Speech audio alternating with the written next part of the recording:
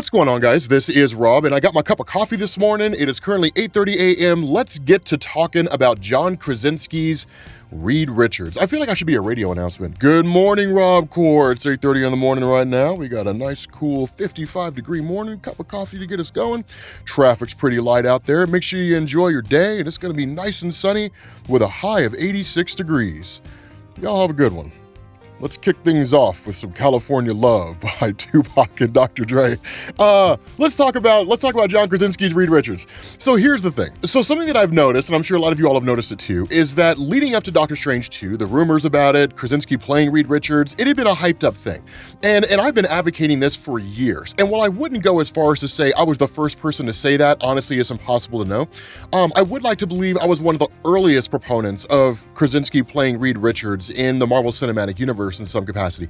I was always a fan of Krasinski and Emily Blunt playing Reed and Susan respectively, and then they can choose who in the hell else ever to play Johnny and Ben Grimm. But those are the two that I wanted the most. And so it's kind of funny because looking in the aftermath of Doctor Strange 2, it actually seems to be a little divisive. Now, I'm not BuzzFeed. I'm not like the entire community is pissed about Krasinski playing Reed, right? I'm not gonna like overblow what's actually going on, but I will say that it's a little more divisive than I thought it would be.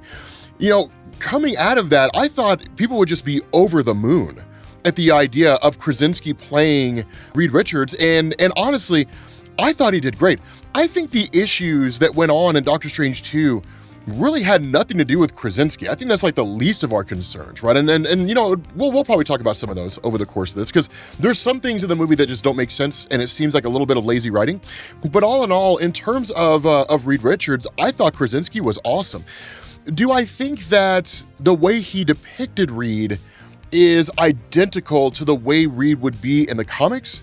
No, but I moved past that years ago. I remember when I first went to go see the X-Men movie, right? The first X-Men film, because when Blade came out, one, I wasn't really old enough to really be able to appreciate it, and two, I wasn't that knowledgeable about Blade at the time, and I'm still not. But with I need to beef up my knowledge on Blade. But with the X-Men, of course, as anybody who's a fan of Comics Explained or anything knows, the X-Men is how it all started for me. X-Men the Animated Series going into the comics. So when I went to go see the first movie, I remember getting bent out of shape because I'm like, no, like Sabretooth and Wolverine are supposed to know each other, and they're supposed to be like enemies, so on and so forth. And I was hell-bent on the idea that the movie should essentially match the comics. I've kind of grown out of that phase, right? At this point, it's just like film interpretations of characters I know from comics, and their interpersonal relationships and personal dynamics may or may not be similar. But at the end of the day, it's just, as long as it's a good movie and it's fun to watch, that's really all that matters. So I don't really expect, and didn't really expect, Reed to be a carbon copy in terms of personality from the comics in the film. Having said that, I wasn't really disappointed with Krasinski's Reed. I think that he had authority, right? He was in a position of power.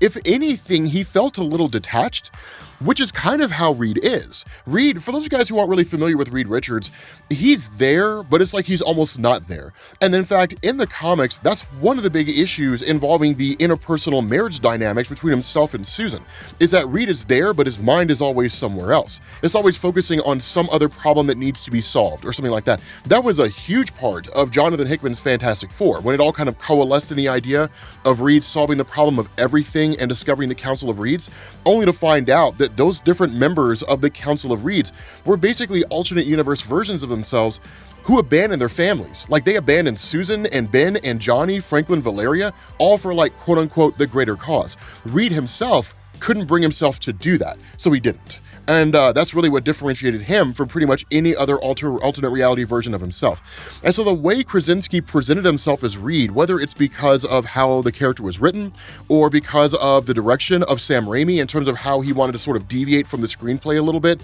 insofar as like the mannerisms of Reed or maybe just the context of the situation, I thought he did great, basically being a little bit disconnected. The funny thing here, and this is going to sound a little weird, and I'm curious to see if anybody else felt this way, but the funny thing is, having seen so much of Krasinski's work, right, going from The Office, which of course is where you and I and everybody else in existence was first introduced to him, going into like 13 Hours and like the Jack Ryan series and all that kind of stuff, and especially like A Quiet Place, right, the first film. When I was watching this, it kind of looked like Krasinski was acting down. You know what I mean? Like, looking at Krasinski and looking at the kind of things he's done, it's like he's a better actor than the roles he was given. It looked like it was amateur hour, right? Like he's this like, I don't know how to explain it, but it's like this great actor who is basically playing a role that doesn't require him to push his acting chops to the limits and actually show us what he can really do as an actor. Instead, it's just reading a series of lines. You know, and that's not a slant against Krasinski. If anything, it's a slant against the writing. Because when it came to Doctor Strange 2, and I guess we can do a little bit of a spoiler review here, right? We're a week out, right? We can add this in there. And when it comes to Doctor Strange 2, was the movie fun? Yes. Did I have a great time watching it? Sure. Were there problems? Absolutely. Like the death of Maria Rambeau, right? How does this girl die getting crushed by like a giant statue? And I think the prevailing theory, which in and of itself is a problem, but the prevailing theory out there as well, you know, Scarlet Witch probably took her powers away. That's stupid, right? The purpose of the movie is to tell you why things are happening. It's not as though they create some film where Wanda just suddenly attacks the Illuminati and then like basically the second half of the second act going into the third act, that's when the movie picks up and it just happens and you have no idea what's going on. And they're like, well, we'll explain it in interviews afterwards, so we'll give you context to the movie that you saw. No, your job is to put context in the movie so we don't have to ask a whole bunch of questions for things that are otherwise obvious, right? Or should be obvious. The death of Maria Rambeau should have been pretty easily understood. People shouldn't have to craft theories. It should be anybody who is a little uncertain and asks the question. People are just like, no, you missed this part in the movie, and here's the absolute answer that we all agree to be true because we know it's true because we saw the film, right? So again, you know, that's just one of the little things that I noticed. And there's a few other things here and there that felt a little off, things that were being done just for the sake of it. Like literally the entirety of Wanda's motivation came down to a Family Guy meme where it's like Quagmire and it's Peter and it's Brian sitting around. And Brian's like, no, you don't understand. Until you have kids, you don't understand. That's literally the entirety of Wanda's motivation in the whole film. So it was a little flimsy there. But again, it's like we said in the spoiler-free review that we did, this is the equivalent of The Empire Strikes Back for the, you know, extra-dimensional, multiversal, magical world in the Marvel Cinematic Universe. It's just giving us a few, you know, great little cameos, characters that we'll likely see later on, and giving us information. And that's basically it. It wasn't really designed to be a conclusion and to wrap things up. So, but again, you know, kind of focusing on Reed, right? Focusing a little more on Krasinski and his portrayal of Reed, I didn't really have a problem with it, you know, and that's one of the things is I saw a lot of different comments, a lot of different posts, social media, different things like that, where people were talking about, you know, how anticlimactic and disappointing it was when Wanda killed the Illuminati. Let me tell you something, man. As a comic book fan, one, I suspected that was going to happen, but I didn't necessarily know. I was like, maybe some of them survive and like they end up for whatever reason getting sent out, or maybe they escape with America Chavez and they end up in the main Marvel universe or something like that, right? Like, you know, one of those things where it's like, we're going to be in Wanda's own backyard, the last place she would expect, you know, something along those lines. You know what I mean? Like that kind of a situation. But then when they all died, I was like, yep, that sounds about right. Because let me tell you something, man. As a comic book fan, as soon as Wanda came walking into the Illuminati headquarters, I was like, curtains, drapes. It's over, son. It's over. Everybody here is going to die. I figured that was going to be the case because one, they were building Wanda up to just that level of power, and two, she had basically lost her mind, right? Any semblance of sanity was out the window. What you guys saw in this movie was essentially the equivalent of Avengers Disassembled. Is essentially what it was. You know, it's not exact, but in Avengers Disassembled, Wanda was convinced that the Avengers had taken her kids, that her kids were real, and the Avengers had like taken her children from her. And so she literally freaked out and just used her magic and used chaos magic and did all kinds of stuff, right? Avengers Disassembled is the prelude to House of M. It literally sets it up. If you want to understand House of M, you have to read Avengers Disassembled, because at the end of that story, Magneto takes Wanda away and he ends up taking her to the ruins of Genosha, which is where 16 million mutants were before they were all killed by Cassandra Nova. But like, he takes her there, and that's where House of M picks up. So you kind of have to know, you have to read one to understand the other. But literally, she goes on a warpath. Like, she manifests an entire Kree armada above the Avengers mansion. She uses her power to make Tony Stark look drunk so his stock tanks so he can't fund the Avengers anymore. I mean, it's all kinds of cool stuff that goes on there. Hawkeye dies, which no one cared, although it was a funny moment because he's like, not like this, and then flies into the Kree warship and then like blows up, and like that's it. And I was like, okay. I laughed. I'm not even gonna lie. I laughed a little bit. I probably shouldn't have, but I did. But nonetheless, like, that's basically what this movie was, is it was a modified version of Avengers Disassembled on a much grander scale. Wanda just rampaging through the multiverse, killing basically everybody in her path. And it was cool. Like, I enjoyed that part of it. I enjoyed being able to see the character of Wanda, all that grief, all that anger, all that pain, just manifest and let loose. I loved that, right? So the shortcomings of the movie were more than made up for by just the great moments and how everything just sort of went through seamlessly.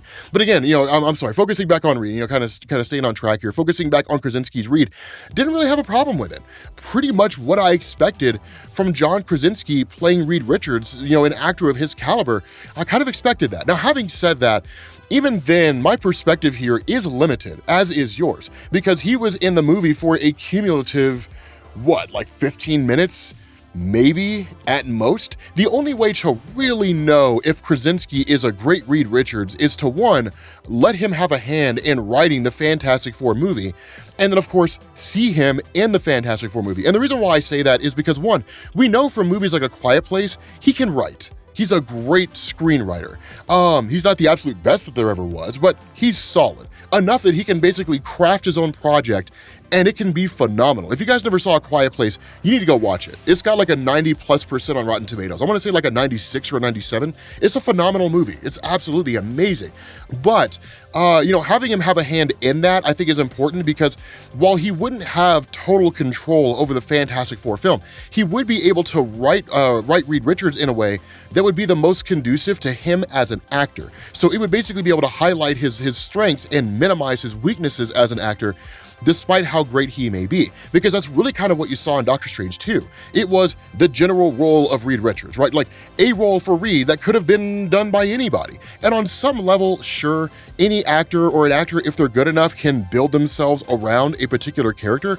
But the reality here is that actors shine their best when a character is written almost exactly in their likeness, because then they stop acting like a character they're portraying and they act like themselves. And that works. That's one of the best ways in which you see actors perform roles.